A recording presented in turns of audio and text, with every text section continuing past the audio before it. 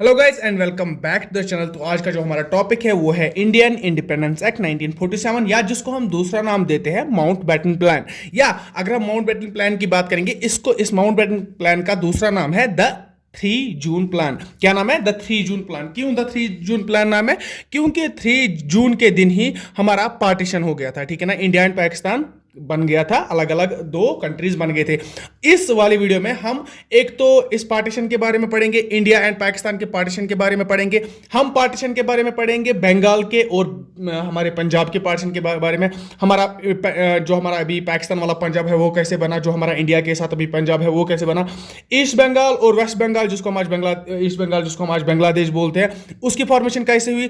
और हम देखेंगे कि जो कुछ प्रिंसली स्टेट्स है, लाइक हमारे जूनागढ़ है वो इंडिया का पार्ट कैसे बन गया। हमारा हैदराबाद है, अगर हैदराबाद की हम बात करेंगे वो इंडिया का पार्ट कैसे बन गया। इस फैक्ट को लेके कि हम देखेंगे कि अगर हैदराबाद में पॉपुलेशन 80% मुस्लिम्स की थी, अगर हम उस टाइम पे बात करेंगे 80% of the population in Hyderabad was Muslims. Respective of that fact तब भी हैदराबाद इंडिया का पार्ट बन गया। कैसे बन गया वो हम देखेंगे। हम देखेंगे कि जम्मू एंड कश्मीर कैसे इंडिया का पार्ट बन गया, पहले वो मतलब वो क्या चाहते थे। ये सारी चीजें हम डिस्कस करेंगे इस वीडियो में। तो चलिए हम स्टार्ट करते हैं। तो यहाँ पे अगर हम इंडियन इंडिपेंडेंस एक्ट 1947 की बात करेंगे, इसकी इंडियन इंडिपेंडेंस एक्ट की शुरुआत हम करेंगे एक डिक्लेरेशन के साथ। जिसकी कौन सी डिक्लेरेशन? सर क्या हुआ कि अगर हम 20 फरवरी की बात करेंगे, 20 फरवरी 1947 ये इंपॉर्टेंट डेट है जहाँ से इस टॉपिक की शुरुआत होती है। 20 फरवरी 1947 ये सेम ईयर है जिस ईयर में हमें आज़ादी मिली। तो इसी साल को हम मान के चलो हम स्टार्ट से पढ़ रहे हैं। अगर फरवरी दूसरा ही महीना होता है एक साल का, तो जिस साल हमें आजादी मिली उसी साल की हम बात कर रहे हैं। ये आपको पहले दिमाग में बिठानी है ये बात। तो 20 फरवरी 1947 को क्या हुआ था कि प्राइम मिनिस्टर ऑफ ब्रिटेन जो थे, प्राइम मिनिस्टर ऑफ ब्रिटेन कौन थे सर? सर क्लेमेंट एटली थे प्राइम मिनिस्टर ऑफ ब्रिटेन। तो प्राइम मिनिस्टर ऑफ ब्रिटेन ने क्या बताया, जो हमारे क्लेमेंट एटली ने बताया, उन्होंने हाउस ऑफ कॉमन्स, जैसे हमारा पार्लियामेंट हुआ करता था तब हम ब्रिटेन में हाउस ऑफ कॉमन्स हुआ करता था। हाउस ऑफ कॉमन्स में यहाँ पे मैं लिखूंगा अभी अगर कोई नोट बना रहा है, हाउस ऑफ कॉमन्स में क्या किया? डिक्लेरेशन किस बात की डिक्लेरेशन की? देखो पहले डिक्लेरेशन की किसने? क्लेमेंट एटली ने, जो कि प्राइम मिनिस्टर ऑफ ब्रिटेन थे। कब? 1947 की बात है और 20 फरवरी की बात है। हाउस ऑफ कॉमन्स में उन्होंने ये डिक्लेयर किया कि जो ब्रिटिश गवर्नमेंट है या जो ब्रिटिश की सरकार है, वो जो उनके पास पावर है, ब्रिटिश गवर्नमेंट के पास जो पावर है, ब्रिटिश गवर्नमेंट के पास जो भी पावर है, पावर क्या था इनके पास? इंडिया को रूल करने का, इंडिया को गवर्न करने का। तो ये जो पावर है ब्रिटिश गवर्नमेंट के पास, ये ट्रांसफर होगा। क्या होगा? ये ट्रांसफर होगा in responsible hands. What I mean is that कि जो ब्रिटिश गवर्नमेंट थी वो अपना पावर ट्रांसफर करते हैं टू इंडियंस। उन्हीं को उन्होंने नाम दिया रेस्पॉन्सिबल हैंड्स, क्योंकि वो अब अपनी खुद की गवर्नमेंट बनाएंगे। एंड उसी के साथ हमारा इंडिया भी आज़ाद हो जाता, इंडिपेंडेंस मिल जाती। तो ये डिक्लेयर किया किसने? क्लेमेंट एटली ने। कब किया? 20 फरवरी 1947। उन्होंने हाउस ऑफ कॉमन्स में बताया कि देखो जो हमारी गवर्नमेंट है, ब्रिटिश गवर्नमेंट है, जो इंडिया में गवर्न कर रही है, वो अपना जो पावर है, गवर्निंग पावर है, वो ट्रांसफर करेगी टू रेस्पॉन्सिबल पीपल कौन है? इंडिया के जो खुद के लोग हैं उनको ट्रांसफर करेगी। ठीक है। अब क्या हुआ? अब ये जो डिक्लेरेशन दी, इसी के रेस्पेक्ट में, ये 20 फरवरी की बात थी, मैं 21 फरवरी की बात करूंगा। जस्ट एक दिन अगले ही दिन की बात करूंगा मैं कि जो उस टाइम पे वॉइसरॉय था, जो उस टाइम पे हमारा वॉइसरॉय था इंडिया का, वॉइसरॉय को आपको पता होगा, जो इधर पे गवर्न कर रहा था, जो डायरेक्ट किसको कर रहा था? सेक्रेटरी ऑफ स्टेट को। ये रिपोर्ट कर रहा था सेक्रेटरी ऑफ स्टेट को। सेक्रेटरी ऑफ स्टेट था पार्लियामेंट मेंबर ब्रिटिश का। और इंडिया में कौन गवर्न कर रहा था? वॉइसरॉय कौन था? मान के चलो आज का जो प्रेसिडेंट होता है, उस टाइम का प्रेसिडेंट का नाम था वॉइसरॉय। और इंडिया में जो वॉइसरॉय था उसको चेंज किया गया after the declaration of the Clement Attlee. दूसरे ही दिन क्या हुआ कि वॉइसरॉय चेंज हुआ। वॉइसरॉय का चेंज क्या हुआ कि देखो जो हमारे माउंट बैटन है ना, जिसको हम बोलते हैं माउंट बैटन प्लान, जो हमारे माउंट बैटन है, उनको अपॉइंट किया गया as the viceroy of India. अब जो हमारे नए वॉइसरॉय बने वो बने हमारे माउंट बैटन। और माउंट बैटन ने एक प्लान प्रपोज किया। प्लान किसका? पार्टीशन का। पार्टीशन का प्लान प्रपोज किया। किसने? माउंटबेटन ने। माउंटबेटन कौन थे? Prime minister, I am sorry, viceroy थे उस टाइम इंडिया के। वो चेंज हो गए थे और चेंज होने के बाद ही वो बन गए थे, माउंटबेटन हमारे वाइसरॉय बन गए थे। और माउंटबेटन ने प्रपोज एक प्लान किया, बताया कि इंडिया के लिए अब हम ट्रांसफर पावर कर रहे हैं, लेकिन हम पहले पार्टीशन करेंगे ताकि यहाँ पे कोई कॉन्फ्लिक्ट्स वगैरह ना हो। क्योंकि आज जैसा आपको पता है, पहले ही जब इंडियन नेशनल कांग्रेस बनी थी तो उसी के साथ ही साथ मुस्लिम लीग भी बनी थी। और अब अगर आपको पता होगा, एवरी टाइम मुस्लिम लीग डिमांड कर रही थी राइट्स फॉर मुस्लिम्स। तो देयर वाज मतलब वो अगर हम सिविल वार की तरह एक कंडीशन हुई थी कि India on the basis of religion, Muslims अलग से लड़ रहे थे इंडिपेंडेंस के लिए एंड इंडियंस अलग से लड़ रहे थे, हिंदूज या बाकी कम्युनिटीज वो अलग से लड़ रहे थे।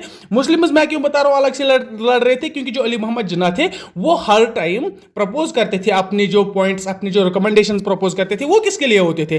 For the betterment of Muslims, for the betterment of his own nation, that is वो बाद में जाके पाकिस्तान बन गया। अब जो माउंटबेटन है उसने एक प्लान प्रपोज किया, एक पार्टीशन का प्लान प्रपोज किया on the base of religion. तो उसी प्लान को हम क्या बोलते हैं? 3 जून प्लान। क्यों? क्योंकि ये 3 जून को ही ये प्लान प्रपोज किया था हमारे माउंटबेटन ने। अब प्लान क्या था? प्लान ये था कि हम क्या करेंगे, हम पार्टीशन करेंगे। पार्टीशन का प्लान था ना, पार्टीशन करेंगे। एक तो हम कंट्री बनाएंगे इंडिया एंड दूसरी कंट्री हम बनाएंगे पाकिस्तान, इतना तो आपको पता ही होगा, ठीक है ना। दूसरी कंट्री हम बनाएंगे पाकिस्तान। कब हुआ था? 3 जून। किस साल की हम बात कर रहे हैं? पहले ही मैंने बताया 1947 की बात चल रही है। तो 3 जून को हमारा पार्टीशन का प्लान प्रपोज किया जाता है। प्लान प्रपोज कौन करता है? हमारा माउंटबेटन, जो कि वाइसरॉय बन जाते हैं उस टाइम के। तो इंडिया एंड पाकिस्तान का पार्टीशन होता है। एंड अब मसला आता है इधर पे अब समझने वाली बातें हैं। इंडिया एंड पाकिस्तान का जो पार्टीशन होता है, इसमें क्या होता है कि यहाँ पे अगर हम देखेंगे रिलीजन के बेसिस पे ये ना पार्टीशन होता है। मैंने पहले ही बताया रिलीजन के बेसिस पे पॉपुलेशन ये ना पार्टीशन होता है। लेकिन अगर हम बात करेंगे बंगाल की एंड पंजाब की, देखो मैं आपको पहले मैप पे दिखाना चाहूंगा। अगर हम बंगाल और पंजाब की बात करेंगे, ये रहा ये वाला एरिया हमारा पंजाब, लेकिन उस टाइम पे ये वाला एरिया बड़ा था, ठीक है ना। ये वाला एरिया था पंजाब, ठीक है ना। और यहाँ पे अगर हम बंगाल की बात करेंगे, ये वाला एरिया है, ये सारा एरिया यहाँ से यहाँ तक ये सारा एरिया बंगाल था, ठीक है ना। यहाँ से मैं अगर हाईलाइट करूंगा ताकि आपको अच्छे से दिखे कि बंगाल उस टाइम पे क्या था और पंजाब उस टाइम से नियर अबाउट ये था, नियर अबाउट ये हमारा पंजाब था, ठीक है ना। अब क्या हुआ? देखो क्या हुआ कि जो हमारा पार्टीशन के टाइम क्या हुआ कि जो बंगाल एंड पंजाब है उधर पे मुस्लिम मेजॉरिटी थी। क्या थी? याद रखना, मुस्लिम मेजॉरिटी थी। अब जब मुस्लिम मेजॉरिटी थी तो उनको तब क्या होना था कि सीधे ये पाकिस्तान के साथ जुड़ जाते, ठीक है ना। लेकिन क्या मसला इस तरह था कि जो बंगाल एंड पंजाब था मुस्लिम मेजॉरिटी थी, लेकिन बाकी जो कम्युनिटीज थी वो भी एक बहुत, क्योंकि देखो एरिया कितना बड़ा है, एरिया अगर आप देखोगे बहुत बड़े एरियाज है। मुस्लिम मेजॉरिटी थी लेकिन जो बाकी कम्युनिटीज है लाइक सिख्स है, हिंदूज है, ये ना बाकी जो भी कोई कम्युनिटी होगी उनका भी एक अच्छा खासा प्रपोर्शन था, पॉपुलेशन उनकी भी थी।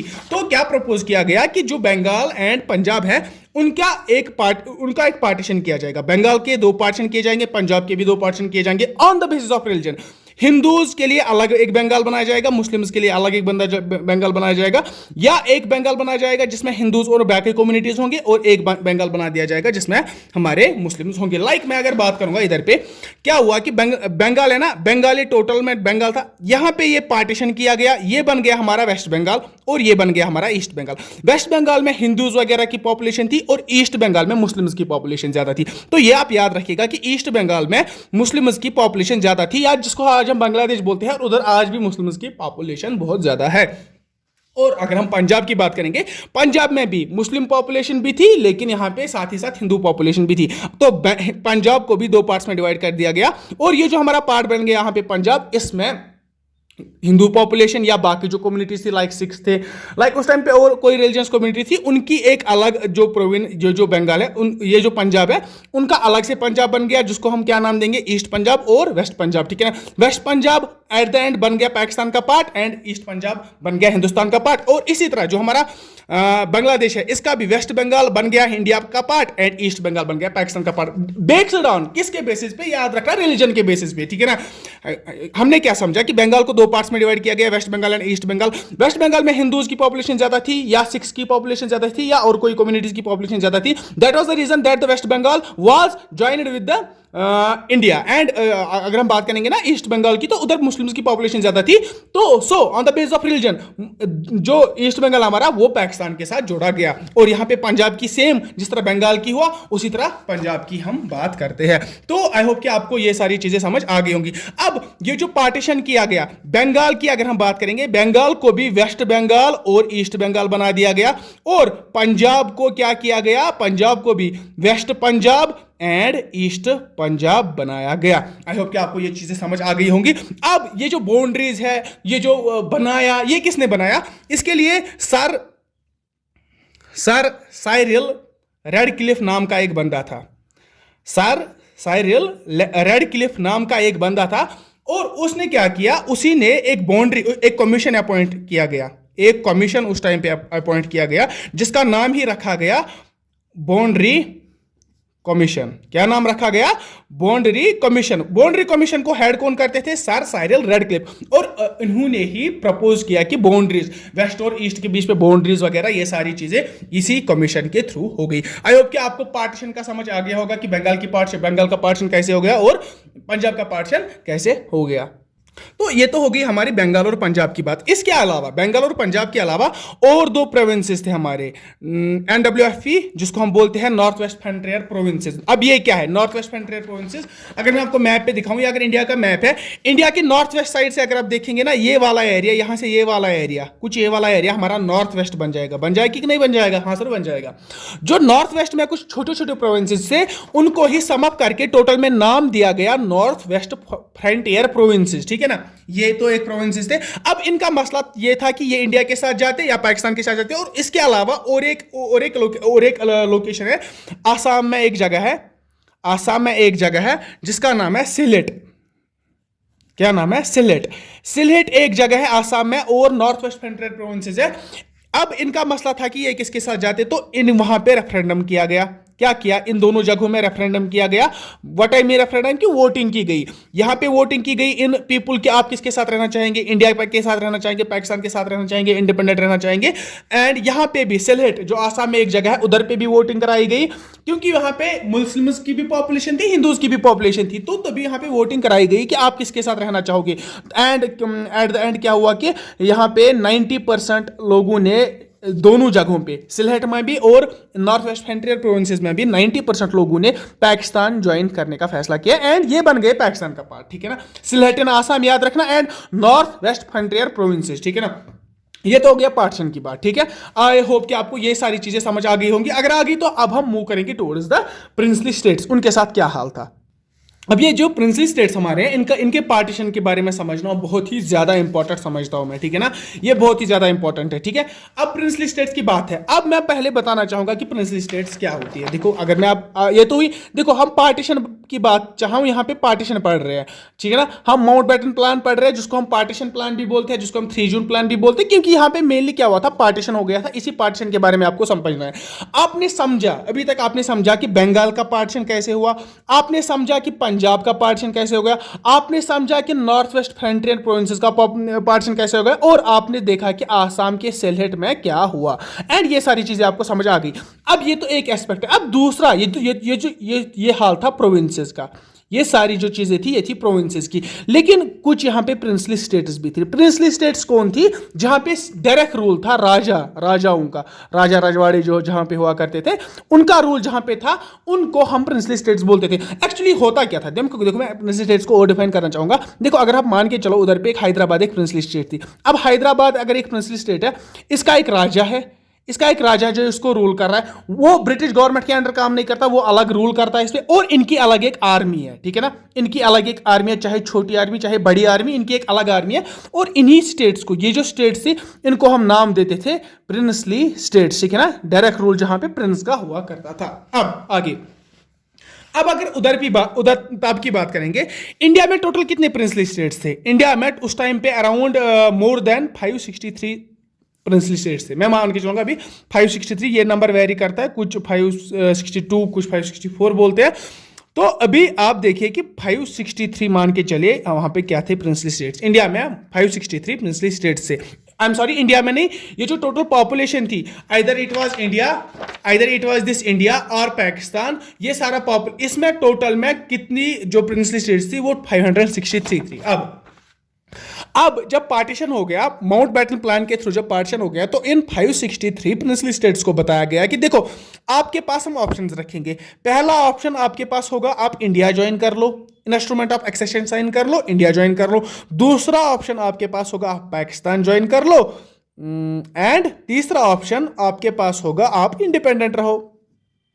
ठीक है, ये तीन ऑप्शंस दिए गए। किसको ये तीन ऑप्शंस दिए गए? प्रिंसली स्टेट्स को, जो इन टोटल इन नंबर कितने थे? 563। अब क्या हुआ कि देखो इसमें से क्या हुआ, मैं सीधी बात करूंगा इधर पे, जो अराउंड 560 जो प्रिंसली स्टेट्स थे, इन्होंने डायरेक्ट इंडिया के साथ ज्वाइन करने का फैसला किया, इंस्ट्रूमेंट ऑफ एक्सेशन साइन किया।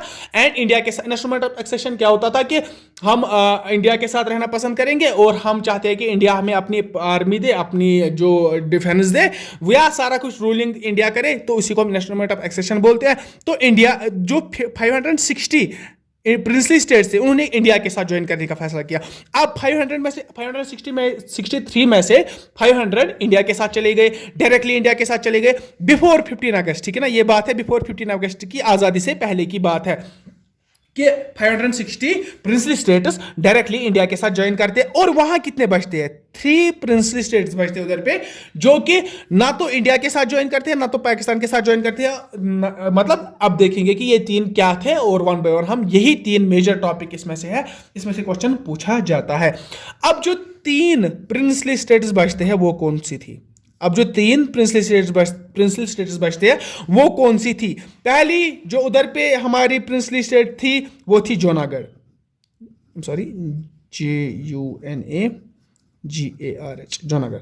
अब जो कि आज के गुजरात में है, ठीक है ना, ये आज के गुजरात में है, ठीक है ना। एक थी प्रिंसली स्टेट जो थी जूनागढ़, दूसरी जिन्होंने किसी के साथ इंस्ट्रूमेंट ऑफ एक्सेशन साइन नहीं किया, ठीक है ना, उनकी मैं बात कर रहा हूं, जिन्होंने ना तो इंडिया को पसंद किया ना तो पाकिस्तान के साथ रहना ठीक समझा, और अब देखते हैं कि फिर इंडिपेंडेंट रहना क्या फिर ये इंडिपेंडेंट रहे, ये चीजें हम देखेंगे, ठीक है ना।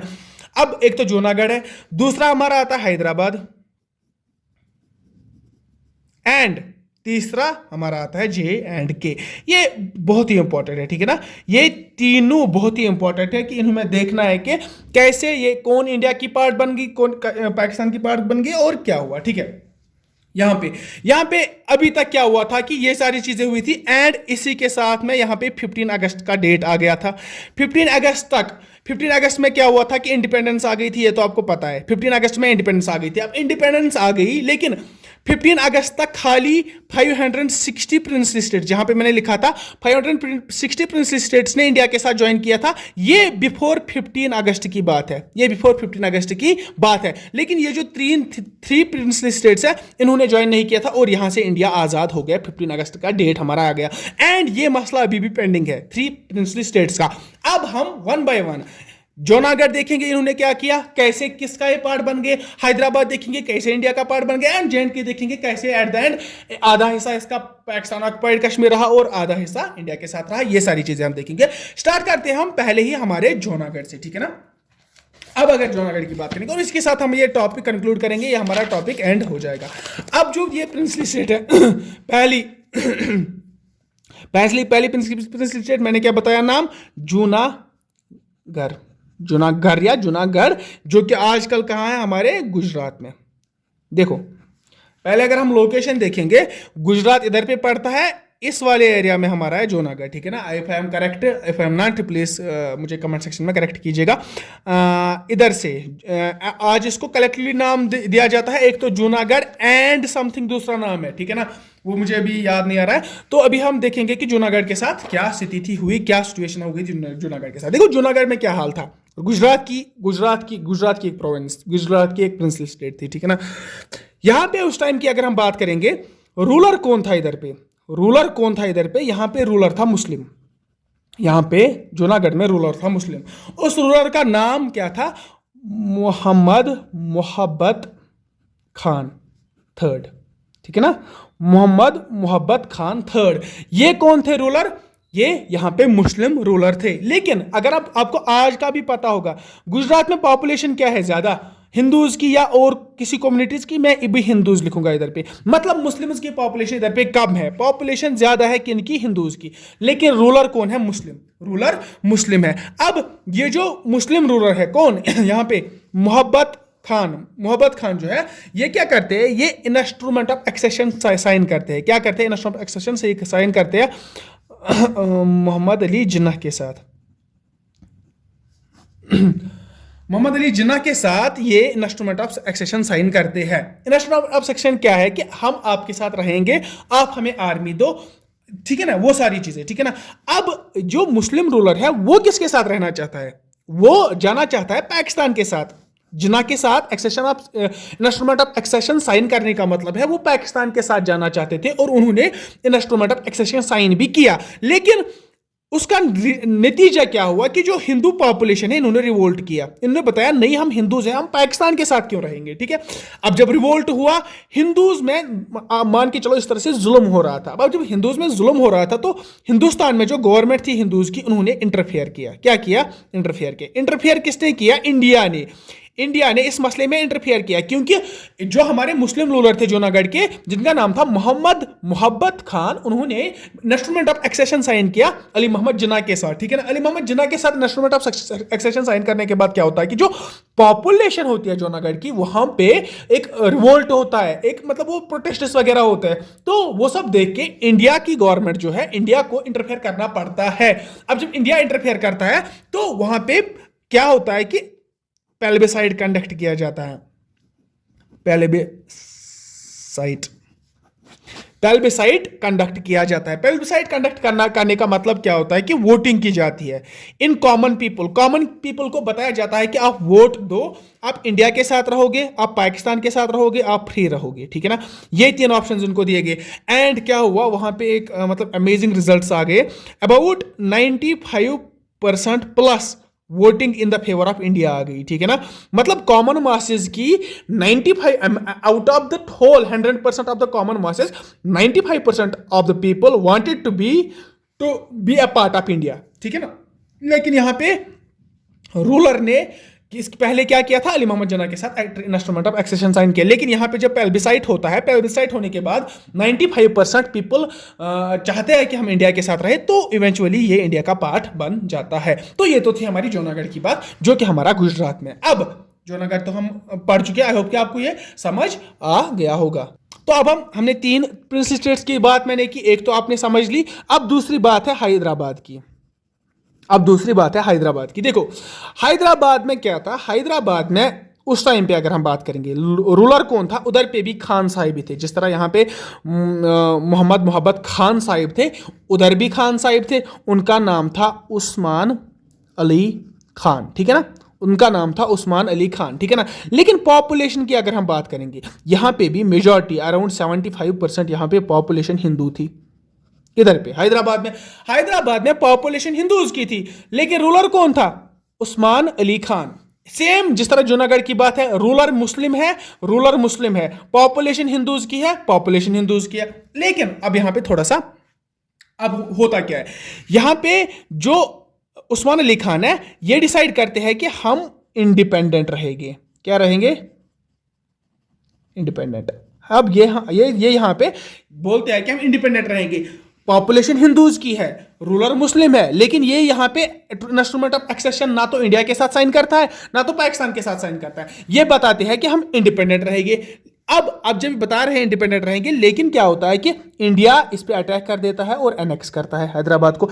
India by means of force, by means of military, by means of force इनको एनेक्स करता है एंड हैदराबाद को ऑक्यूपाई करता है, ठीक है ना। अब वो एक मिलिट्री ऑपरेशन था, मिलिट्री फोर्सेस की ही मतलब उन्हीं बाय दैट मीन्स वो एनेक्स करते हैं हैदराबाद को। कौन, इंडिया एनेक्स करता है हैदराबाद को by military forces, by military operation, and that operation was named as operation polo, and that operation by which Hyderabad was annexed, उस ऑपरेशन का नाम तक क्या था, ऑपरेशन पोलो। ये पॉइंट डाउन कीजिएगा।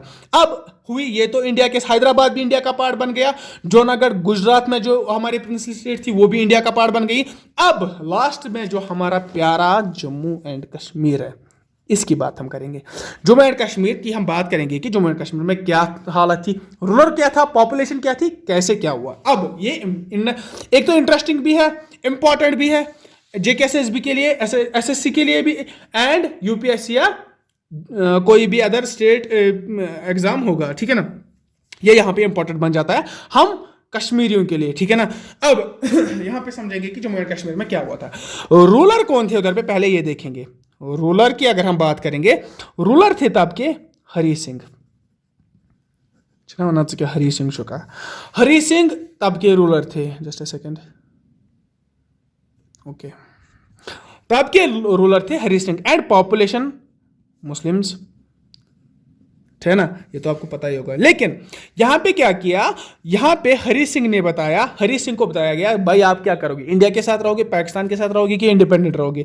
तो इन्होंने बहुत ही अच्छा एक फैसला किया था कि इन्होंने बताया कि हम इंडिपेंडेंट रहेंगे, ठीक है ना। जो जम्मू एंड कश्मीर की एक जो प्रिंसली स्टेट थी, वहां के रूलर ने तब डिसाइड किया था कि हम इंडिपेंडेंट रहेंगे, हम ना तो इंडिया को ज्वाइन करेंगे, हम पाकिस्तान को ज्वाइन करेंगे, ना तो हम पाकिस्तान को ज्वाइन करेंगे। लेकिन यहां पे एक ट्विस्ट आता है। ट्विस्ट क्या आता है, जिस तरह यहां पे हैदराबाद में इंडिपेंडेंट बोला था, हैदराबाद में बोला था कि हम इंडिपेंडेंट रहेंगे, लेकिन उनको एनेक्स किया था इंडिया ने। लेकिन यहां पे जम्मू एंड कश्मीर में भी इंडिपेंडेंट बोला, रूलर ने बोला कि हम इंडिपेंडेंट रहेंगे, लेकिन यहां पे एनेक्स करने की कोशिश करता है, एनेक्स करने की कोशिश करता है पाकिस्तान, ठीक है। क्यों, एक तो यहां पे मुस्लिम ज्यादा है, एक रीजन है कि मुस्लिम ज्यादा है, दूसरा रीजन यह है कि इंडिया ने हैदराबाद को एनेक्स किया था, एंड पाकिस्तान अब जम्मू एंड कश्मीर को एनेक्स करना चाहता था। तो पाकिस्तान ने क्या किया, पाकिस्तान ने अटैक किया, पाकिस्तान ने जम्मू एंड कश्मीर पर अटैक किया एंड जम्मू एंड कश्मीर को एनेक्स करने की कोशिश की। लेकिन वहां क्या हुआ, हरी सिंह ने क्या काम किया, हरी सिंह ने जब देखा कि पाकिस्तान अटैक करने लगा जम्मू एंड कश्मीर पे, तो Hari Singh being an Hindu ruler, उन्होंने 26 अक्टूबर की बात है, 26 अक्टूबर इंपॉर्टेंट डेट है, 1947 को साइन किया। यह रहा हरी सिंह का साइन, इसी तरह साइन था, I am joking. Hari Singh ने इंस्ट्रूमेंट ऑफ एक्सेशन साइन किया, किसके साथ साइन किया, इंडिया के साथ। कब की बात है, समझने वाली बात है।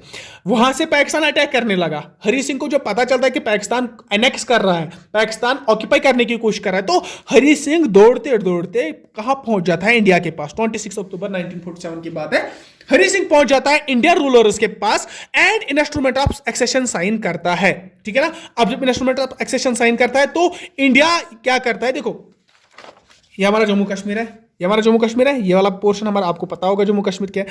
अब पाकिस्तान यहां से अटैक करता है जम्मू कश्मीर को, अब पाकिस्तान यहां से अटैक करता है जम्मू कश्मीर को एनेक्स करने के लिए। यहां से हिंदुस्तान की आर्मी आ रही है, आर्मी क्यों आएगी, क्योंकि हरी सिंह ने यहां वहां से इंस्ट्रूमेंट ऑफ एक्सेशन साइन किया, तो वो इंडियन आर्मी पाकिस्तान आर्मी को रोकती है एंटर करने से, पाकिस्तान को रोकती है फर्दर एंटर करने से। कुछ पार्ट ऑलरेडी पाकिस्तान ने ऑक्यूपाई किया हुआ है, लेकिन अब इंडियन आर्मी ने उनको रोका फर्दर ऑक्यूपाई करने से।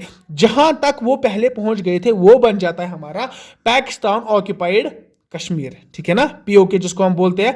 एंड जो वाला पार्ट अब इंडिया के साथ रहेगा उसको हम बोलते हैं इंडियन कश्मीर, ठीक है ना, या कश्मीर हम जिसको बोलेंगे, ठीक है ना। आई होप कि ये सारी चीजें आपको समझ आ गई होगी, आपको समझ आ गया होगा कि पाकिस्तान ऑक्यूपाइड कश्मीर कैसे बन गया और इंडियन कश्मीर कैसे बन गया, ठीक है ना। अब कुछ और पॉइंट्स है, अगर हम उधर की बात करेंगे, जब 1947 का माउंटबेटन प्लान हुआ, जब 1947 में हमें आज़ादी मिली, अब यहाँ पे फ्रीडम मिल गई थी, इंडियंस अपनी फ्रीडम एंजॉय कर रहे थे, तो यहाँ पे जो प्राइम मिनिस्टर थे इंडिया के, फर्स्ट प्राइम मिनिस्टर कौन बने इंडिया के, वो थे जवाहरलाल नेहरू। ये इंपॉर्टेंट पॉइंट्स है, ये लिख देना, कहीं पे नोट कर देना। और गवर्नर जनरल की अगर हम बात करेंगे, वो थे इंडिया के माउंटबेटन।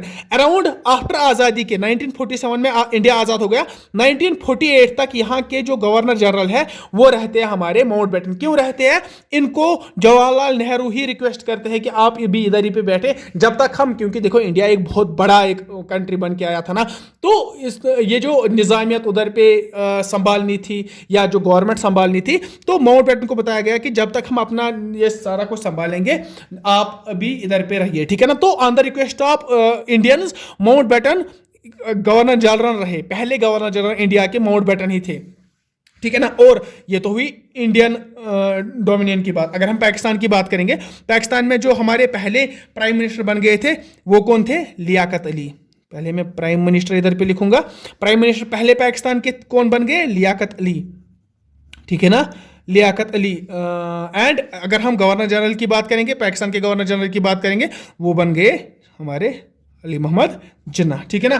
तो उसके बाद और एक पॉइंट जो हमारे आता है, जस्ट ए सेकेंड, यहाँ पे लक्ष्मीकांत में मैंने एक पॉइंट देखा था, और यहाँ पे एक तो ये point, it dropped the title of emperor of India from the royal titles of the king of England. देखो जो इंग्लैंड के, जो ब्रिटेन के यहाँ पे किंग रहा करते थे ना, जो इंडिया का किंग रहता था उसको टाइटल दिया जाता था कि उसको टाइटल क्या दिया जाता था? Emperor of India.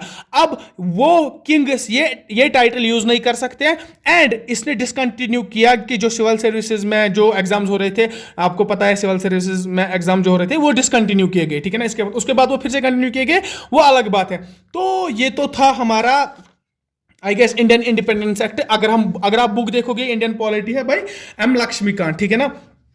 तो यहाँ पे इंडियन इंडिपेंडेंस एक्ट भी हमने खत्म किया। और यहाँ पे कुछ इंपॉर्टेंट पॉइंट्स, अगर आप ये यहाँ पे एक स्क्रीनशॉट आप एक उठाओगे, first cabinet of free India. Cabinet का मतलब क्या होता है? जो मिनिस्टर्स होते हैं, हाउस ऑफ मिनिस्टर्स है, उनमें कौन सा मिनिस्टर था और पोर्टफोलियो कौन था? लाइक अगर हम जवाहरलाल नेहरू की बात करेंगे, वो पहले प्राइम मिनिस्टर बन गए, पहले external affairs and Commonwealth relations, scientific research, ये सारे ये पोर्टफोलियोज कौन होल्ड करता था? जवाहरलाल नेहरू हमारे। यहाँ पे अगर हम बात करेंगे सरदार वल्लभ भाई पटेल जी की, तो वहां पे ये होम मिनिस्टर थे, information and broadcasting minister of states ये थे। इसी तरह आप ये सारे स्क्रीनशॉट एक लेके चलिए, मे बी कोई भी इसमें से कोई भी मिनिस्टर का कोई भी पोर्टफोलियो पूछा जा सकता है।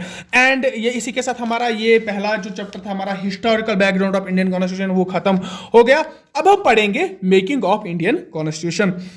मेकिंग में हम ड्राफ्टिंग कमिटीज के बारे में पढ़ेंगे, उसके बाद हम ये खत्म करने के बाद साइलेंट फीचर्स कॉन्स्टिट्यूशन के पढ़ेंगे, उसके बाद हम कॉन्स्टिट्यूशन पढ़ेंगे, एंड इसी के साथ हमारा कॉन्स्टिट्यूशन पूरा क्लियरली खत्म हो जाएगा। आई होप कि आपको ये वीडियो अच्छी लगी होगी। अच्छी लगी तो वीडियो को लाइक कीजिएगा, शेयर कीजिएगा, इस चैनल को सब्सक्राइब कीजिएगा। Thanks for watching and good bye, take care of yourself.